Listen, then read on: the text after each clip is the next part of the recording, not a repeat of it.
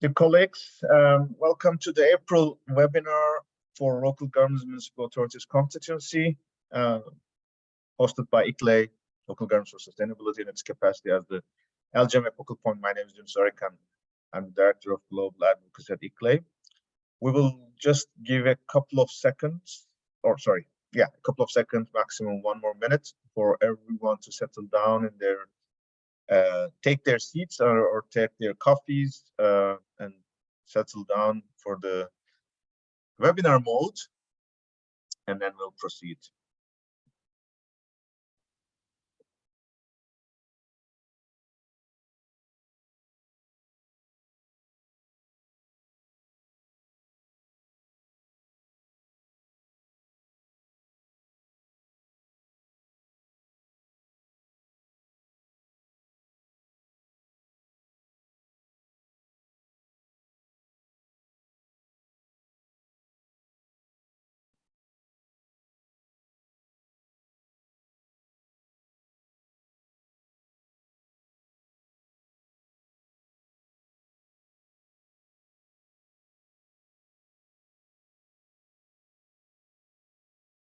Great. I think we are now more or less all have been entered into the system.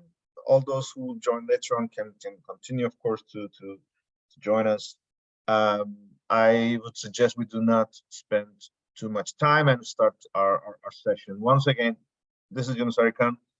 I'm delighted to moderate and lead most of this presentation and webinar on behalf of ICLE and in my capacity as the LGMA focal point. For those who have joined us just for the first time, this session is recorded. We have a presentation together with a contribution from ICLE Cities Biodiversity Center as well. In its entirety, the presentation lasts around 40-45 minutes. We encourage you to type in your questions or clarifications in the chat box or Q&A section. If there's extremely burning point, we can interrupt, but we recommend mostly that we come back to those points at the end of the session because there may be some complementarity in the rest of the agenda. And then the last 15 minutes, we are open the floor for interventions.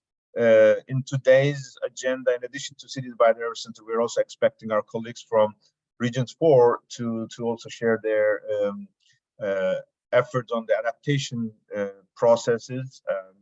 We'll stay tuned when they join us, especially in the LGMA submission session. For today's agenda, we have a very standard introduction, just to remind ourselves who are we and how are we handling this process and what's going on the roadmap. We already started to have an update from since the last webinars, which was in this case around 3 weeks ago.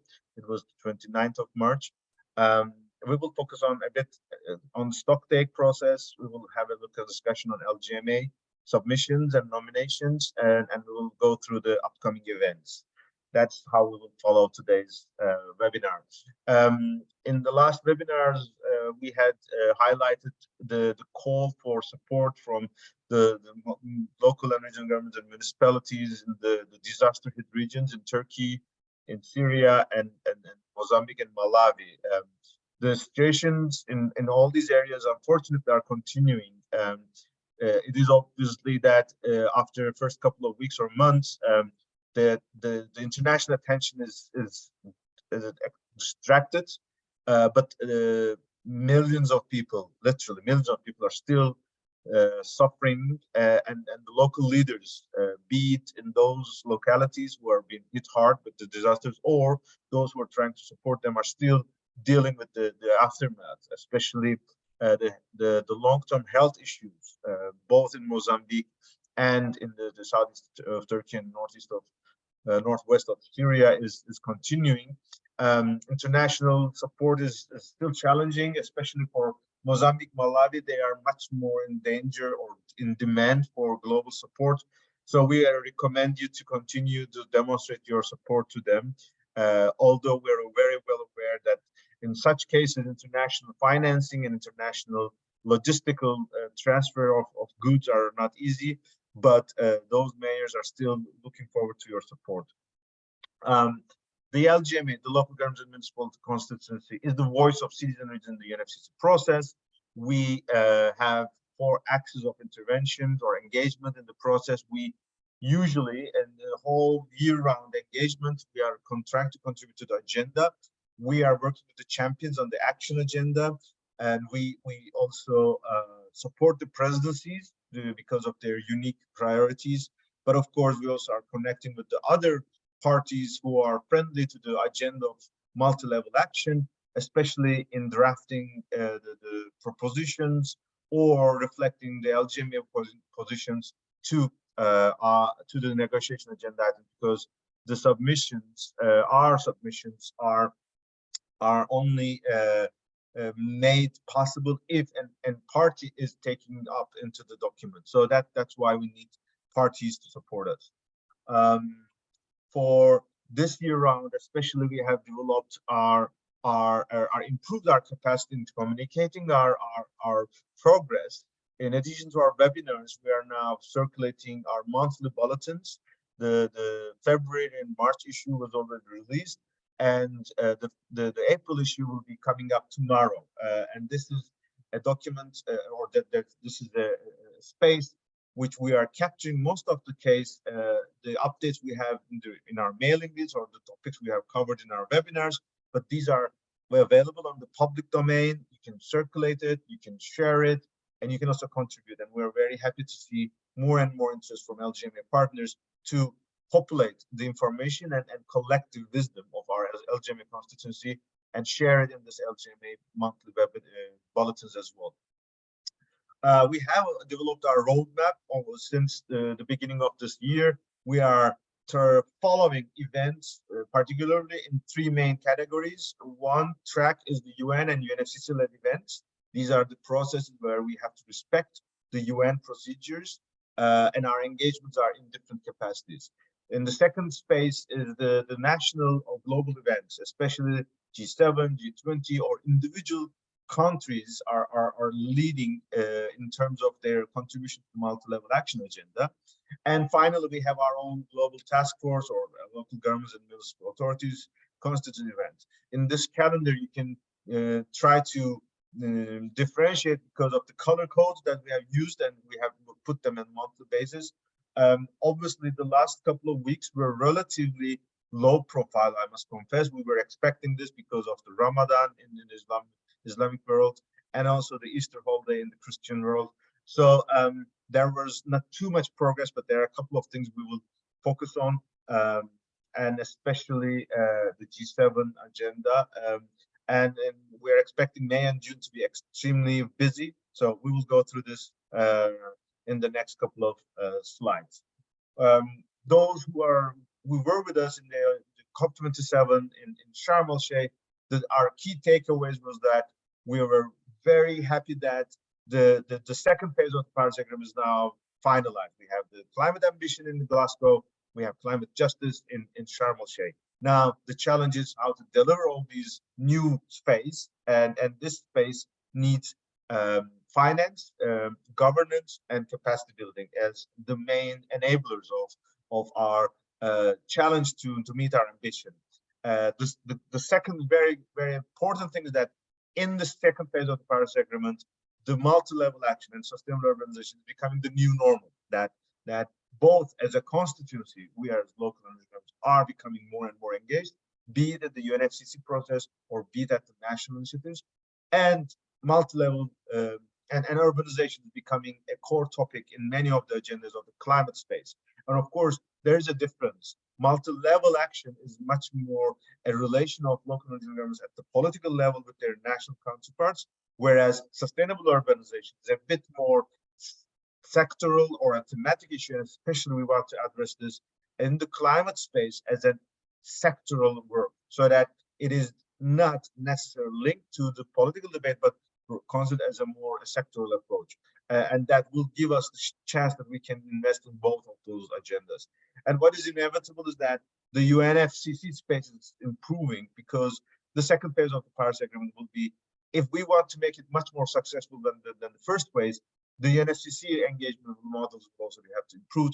We are hearing that there are some revisions are coming up during the year, but also the way the COPs are designed. So let's see how this will influence our work, and we have to be actively contributing into this agenda. Throughout the year, we have three main priorities. We will focus on operationalization of surge, that it is something that we have to build upon. It is really bringing the urban community, and we are very happy that the LGMA constituency is also very actively involved in that. We have to make especially the links to the national and global initiatives, that they embrace this, and we have some good updates on the next couple of minutes. Stocktake will be an important agenda, because if we would now embark on a new wave of action, it is this year and the year coming up where we have the discussion at the city halls, at the parliaments, so that the way we shape these agendas can be discussed as appropriate in Dubai and onwards back into the national processes. And finally, we have to accelerate our engagement. There are so many now events are coming up. There are so many processes are coming up, and we have to be more actively involved in terms of our speakers, participation, voices heard, not only waiting until COP, but even in this space, be it virtual sessions or be it in-person sessions. And we have also made very good progress so far, and we will address this again. We are under the leadership of the Egyptian government as the COP27 president, but obviously, as a tradition, the upcoming or incoming presidency, which is this time Emirates, is becoming more and more actively visible. We are hopeful that the president designate, who is of course the minister from Emirates, hopefully will also recall his role as Masdar City CEO, so that the subnational and urbanization can be much more visible. We're expecting that a more comprehensive vision will be delivered during the Petersburg dialogue at the beginning of May. So we are aware the announcement by Bloomberg and presidency on bringing mayors and governors to the Leaders Summit in the first couple of days is playing an important role. There are several initiatives coming up, and especially also the champions are also doing their best to build on the surge initiative, how that will reflect to the action agenda. So I think we're on the right track. Let's remember in last year, there was nothing about surge or urbanization ministerial until May. So we are still in the early stages, so that we are expecting that the agenda will be much more visible for us.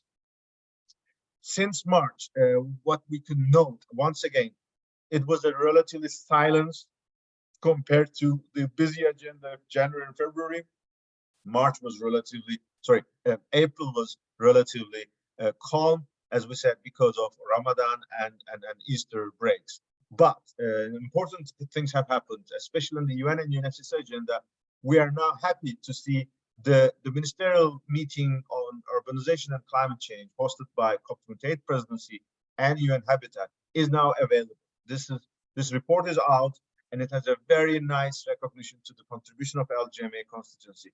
This is particularly important because it will be a concrete evidence in the UN Habitat Assembly in June, but also in the upcoming UN Climate Conference in Bonn.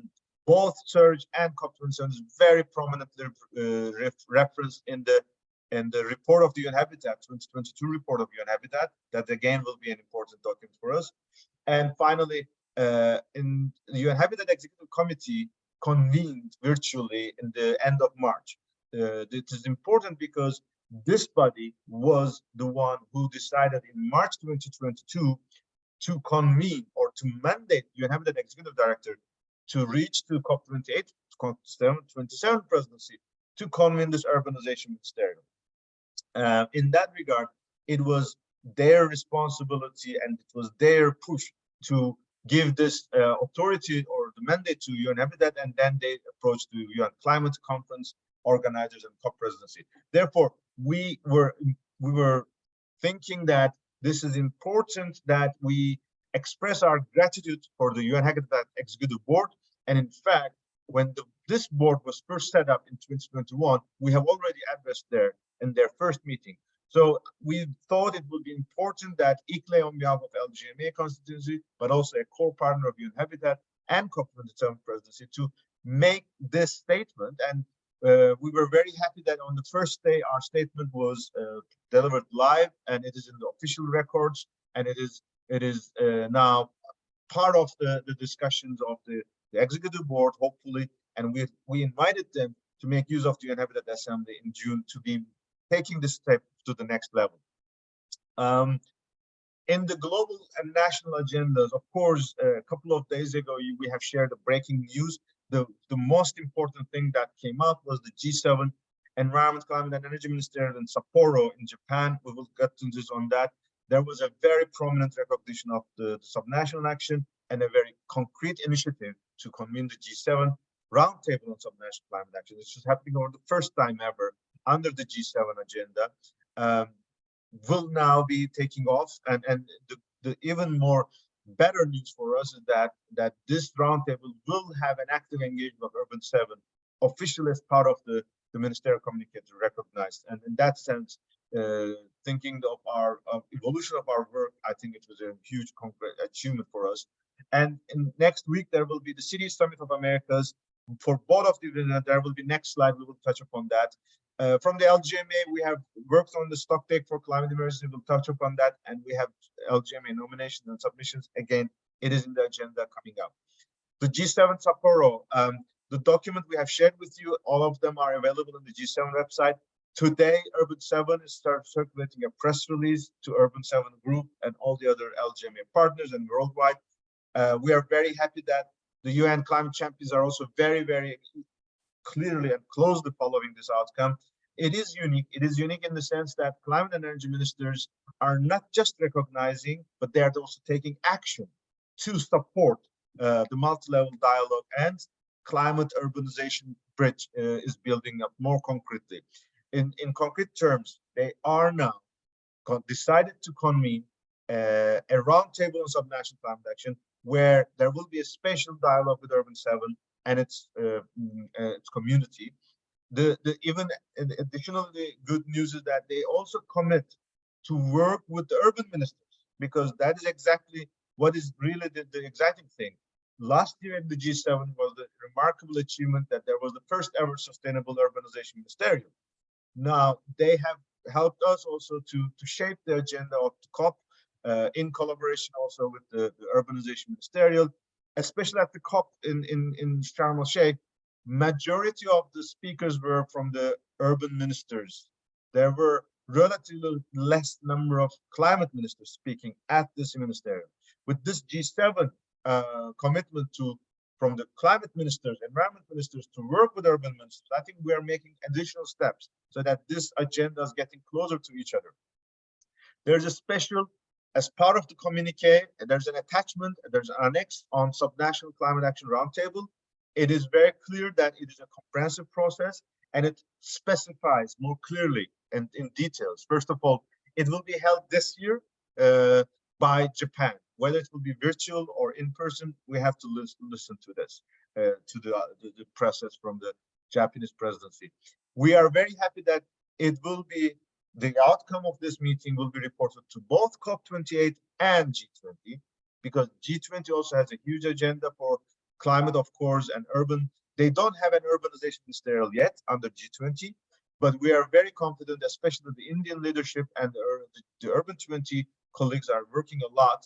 And in the Urban 7 Mayors Summit, we already had built this bridge between Ahmedabad and Kobe city as the chairs of the Urban 7 and Urban 20 processes. And that's what we are now very excited, and this is a clear signal that we are making huge progress in bridging these communities together. The Urban 7, who had been pushing this agenda since especially its inception 2021, is very proud to see this commitment from the environment ministers.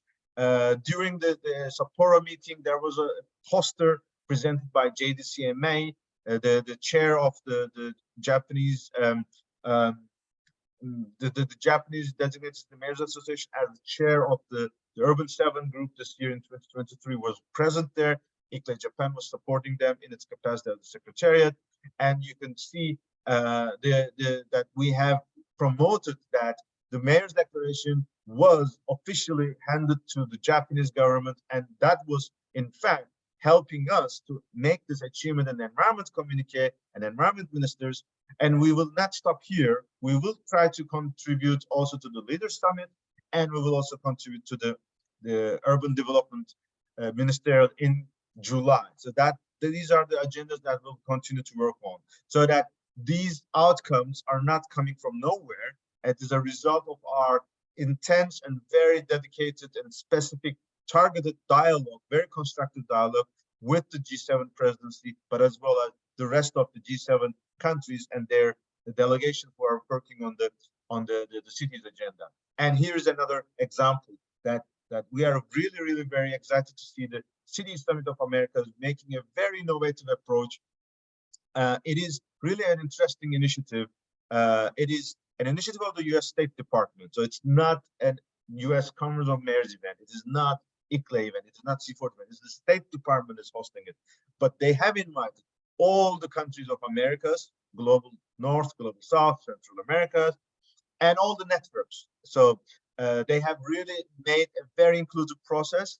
We are very happy, of course, that this program is now coming with so powerful, with the diversity and strength reflected into the agenda and its outcomes.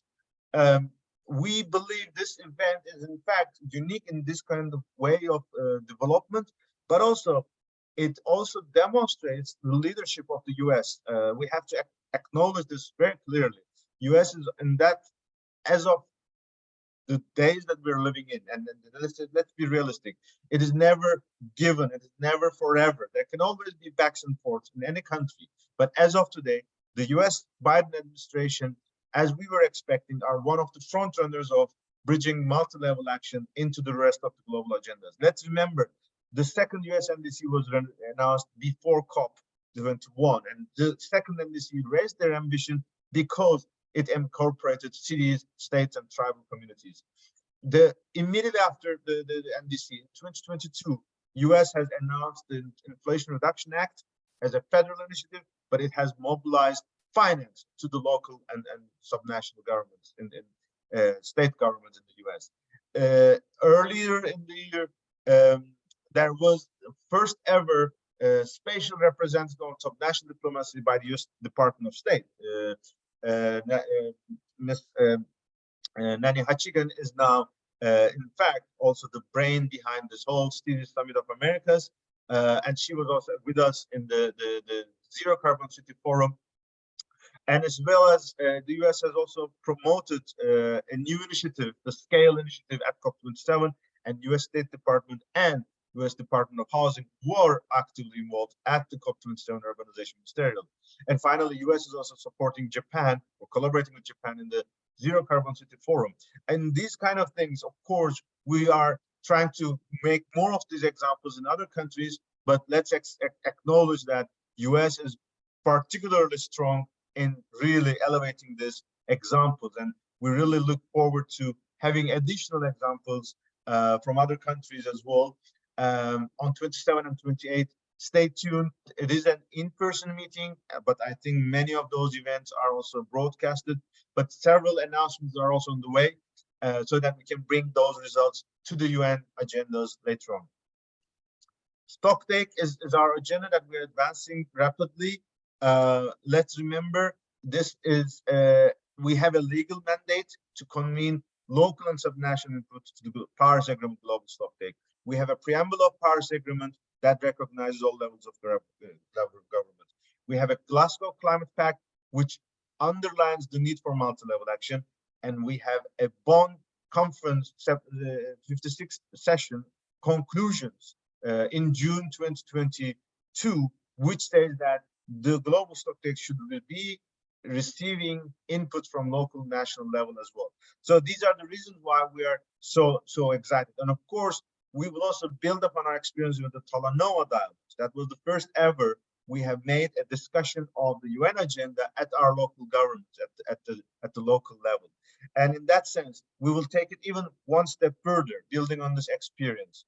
Once again, we are trying to make sure this is an agenda relevant for local government because our engagement, our community's engagement in the global agenda is important.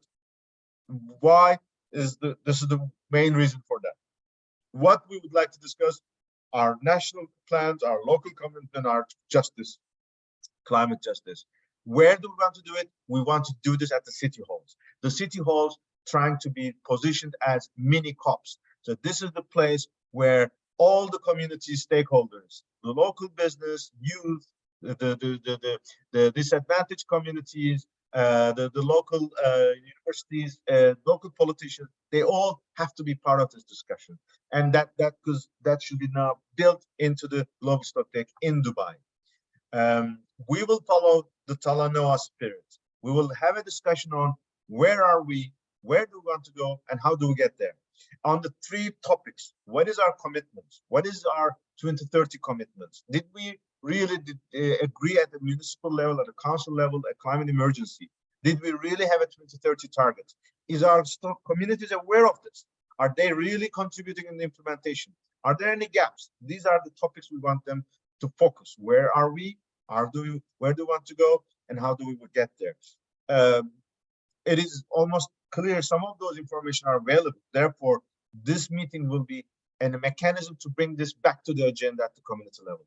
The second topic that we want to discuss is what is our national targets? What is our country committing to? And are they really talking to us? Are they bridging us, as we have seen in many countries?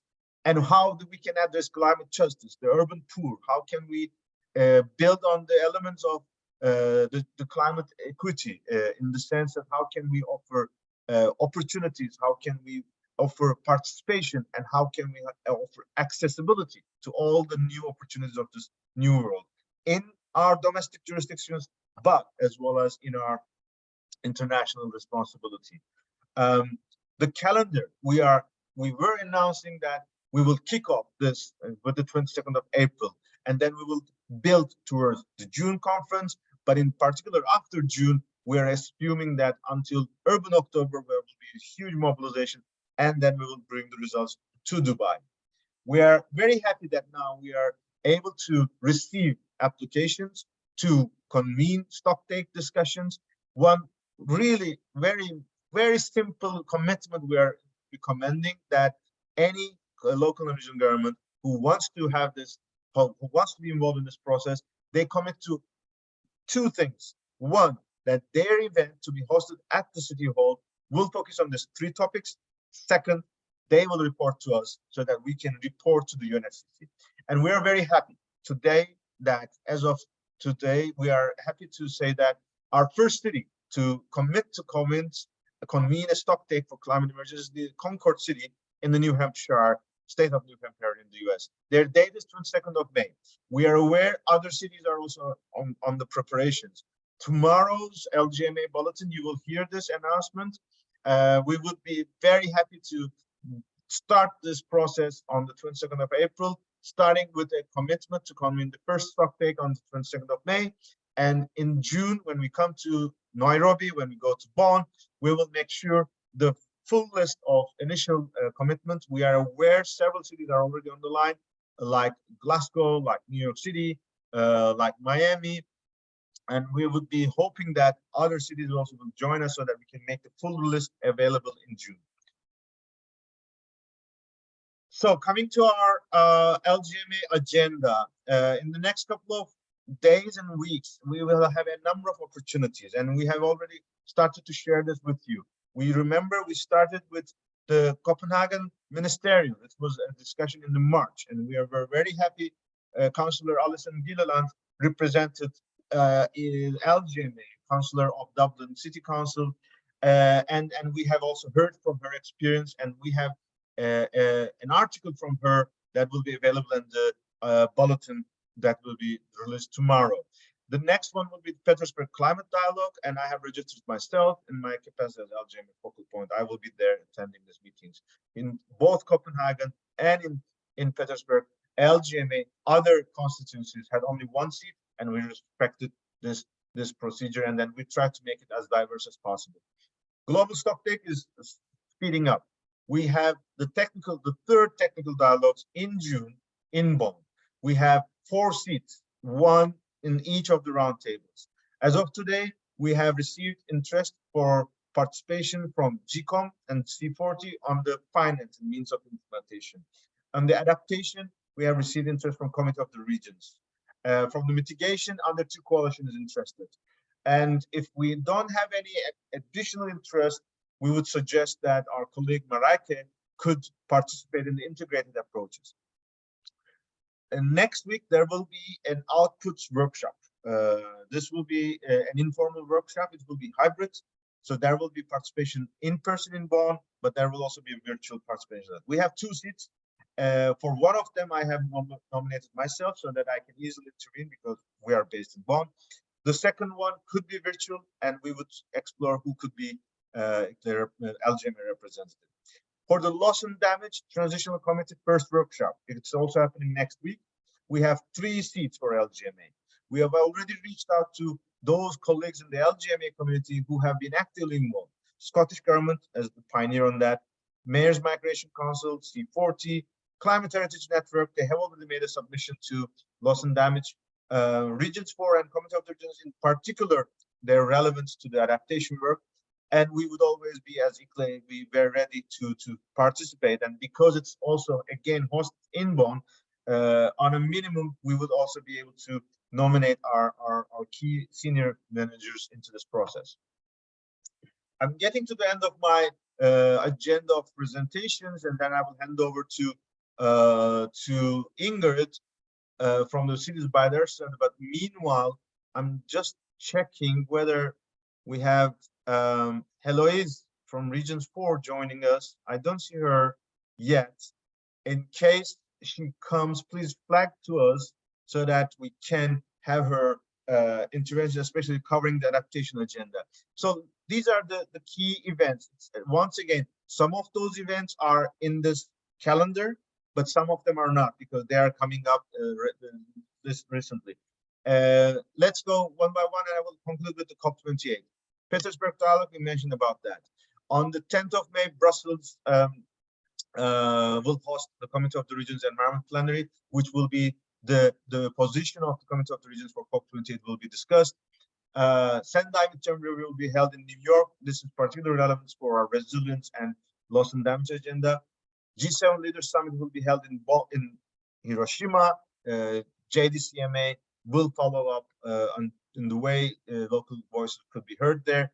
In Bonn, there will be the Water Operators Conference. In Paris, we have an important agenda. Mayor's Forum for Plastics Treaty will be hosted by City of Paris and a broad diversity of partners on the 26th of May. And this is the weekend before the official negotiations are taking place in Paris, which is branded as INC2. There will be a huge delegation also coming from local and regional government community. ICLE and UCLG will also convey those voices, and together with UNEP, we will make sure the discussion will also be appropriately addressed to the different channels. June, we will have the Habitat Assembly. On the agenda, we now see a special high-level climate event will be held on the 6th of June. Global Task Force will have the World Mayors Assembly on the 8th of June, and it's possible that we can have a number of side events. At the same time, UN Bonn Conference will take place. Daring Cities will take place on 11th to 13th of June. And this will include also a special dialogue and side events in the UNFCCC, but we would like to convene a special dialogue with the champions and the UNFCCC community on the 12th of June, if possible. And in Tanger, Mayor Sifiani will be leading the MetCop to be convened. In the midst of it, of course, we have a lot way to go to COP28, but there are several updates. First of all, 1st and 2nd of June, World Climate Action Summit. This is the traditional leaders summit, but COP28 presidency already announced that there will be stakeholders engagement, and Bloomberg Philanthropies and COP28 presidency have announced already in March that they will work together a delegation in this 2 days. This is happening for the first time. In the past, in Paris, there were no engagement of local governments into the Leaders Summit. We had our Paris City Hall event. In Glasgow, there was only G40 chair, Mayor Garcetti speaking.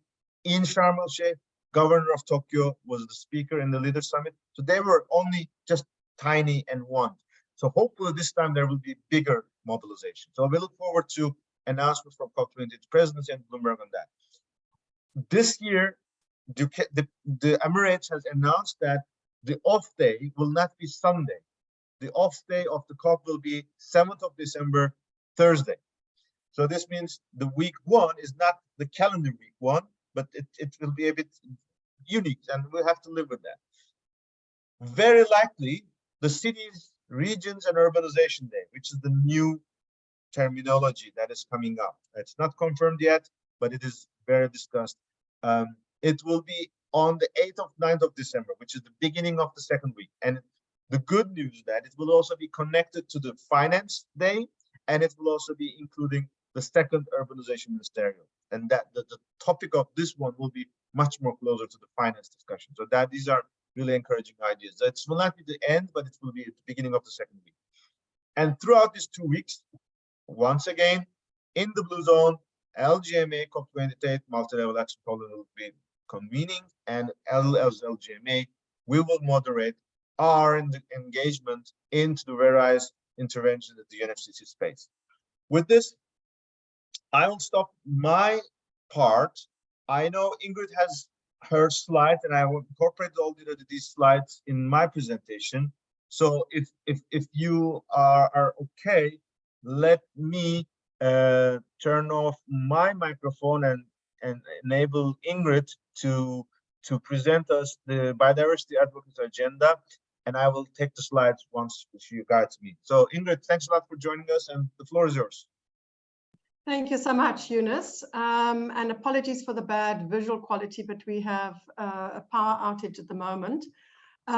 So just to give everybody a quick update on the next couple of months, what's going to be happening in the biodiversity advocacy space. If you move on to the next slide, please, Yunus. The important thing is that we have decided to pick up on the great mobilization of local and subnational governments at COP15, and also to respond to various requests that we've had from mayors and from governors, that we really help them and give more guidance around how we can move from the policy and the new decisions into implementation. So we're embarking on this webinar series, and the idea behind it is to maintain the momentum from the one COP into the next COP in 2024 in Turkey. And the theme is around from agreement to action, which ties in with the theme of International World Biodiversity Day. And then we're going to focus then specifically, as I said, on how cities and regional governments can contribute to the GBF framework, as well as the plan of action for local and subnational governments that was adopted at COP. We're kicking it off in the week of International Biodiversity Day, so that's going to be 25th of May. And the themes that we've identified are very topical issues for our cities and our regional governments. We're starting off with focusing on the so-called 30 by 30 target. And then we're going to focus specifically on target 12, which is the urban target. We're also going to talk about monitoring and reporting, the whole issue of finance, and then just generally capacity building. And with this webinar series, although it is being convened and led by ICLEI, we are going to be collaborating with our various key network partners. We are already in discussions with Regions 4 and several other of our partners. The Secretariat of the CBD Convention have also come on board as a partner. And we are also going to be working closely with some of our front-runner cities and our front-runner regions to provide the sort of guidance and inspiration to other cities and regions. The idea of these webinars is that they will feature very high-level speakers. So we're looking at mayors and governors, etc. And if you can take me to the next slide. While you do that, I just want to highlight again that International World Biodiversity Day is 22 May this year. And ICLEI is going to be participating in a whole campaign together with the CBD Secretariat on that. We also have, as part of the World Biodiversity Focus during the month of May, we're in the Rise Africa Action Festival, which is taking place in that same week, 23 to 25 May. It's an online event. And although it is Africa focused, it is increasingly drawing an international audience and also international speakers of high level and very strong technical expertise. And we're going to focus our webinar, our input there on wetlands, specifically the wetlands within Africa and the benefits of African cities. That's taking place on the 23rd of May. And I've included the link there for people that are interested. The wetlands are very important, and we're working very closely with the convention on promoting wetlands and cities further. You'll see there we've included a high-level meeting of a roundtable meeting of wetland city mayors, which will be taking place in June, from the 8th to the 10th of June in the city of Amiens in France. This is organized by the Ramsar Regional Center in East Asia together with the city of Amiens. And ICLEI has been invited to attend this meeting and also to do a presentation on cities with nature and how cities with nature can promote the implementation of the convention. ICLEI is also the co-chair of the Independent Advisory Committee for the Wetland City Accreditation Scheme under the Ramsar Convention. They'll be meeting also in Amiens on the 7th of June, and ICLEI will be attending that meeting as well. And then the other thing that we're doing basically from now leading up until September, which is preparations for the standing committee of this convention, which is going to be meeting in Geneva in September 2023. And we will certainly keep everybody within this group updated on developments there. Next slide, please. The other thing that I just wanted to talk a little bit about is a new one on the block for us as far as biodiversity is concerned. It's not a new convention, but certainly the engagement with the convention from the constituency of the LGMA is new. And the great news there is yesterday we launched the Light Pollution City Guide. We've been working with the convention's technical team on this since last year, and we ran a series of campaigns last year, and we've just recently published this guide, which we're very, very excited about. And then, of course, International Dark Sky Week is this week. There's a link there also to yourselves. And then we are going to be, as from next month, engaging with the Secretariat on preparations for the COP, the 14th COP, which is going to be held in Samarkand in Uzbekistan towards the end of October.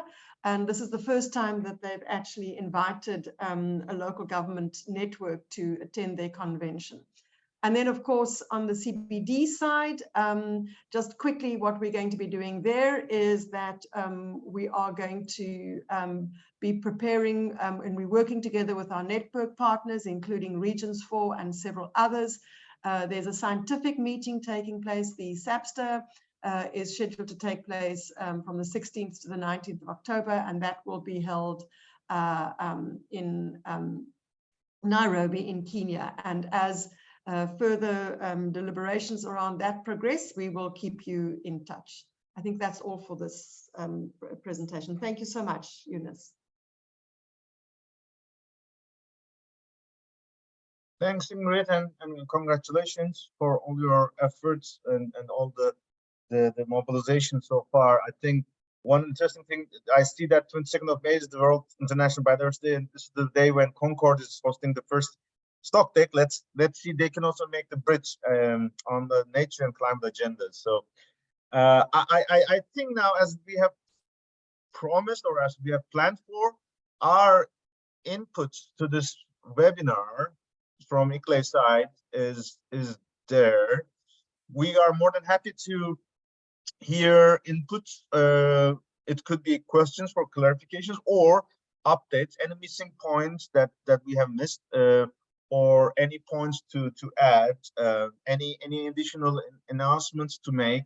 Feel free to raise your hand. We can unmute you, or we can put in the chat box so that we can discuss further. Teresa is here. Heloise is not here. Teresa, I'm not sure whether you want to provide any update, because Heloise was thinking of making a statement on the adaptation side, but I don't know whether you'd like to take this forward.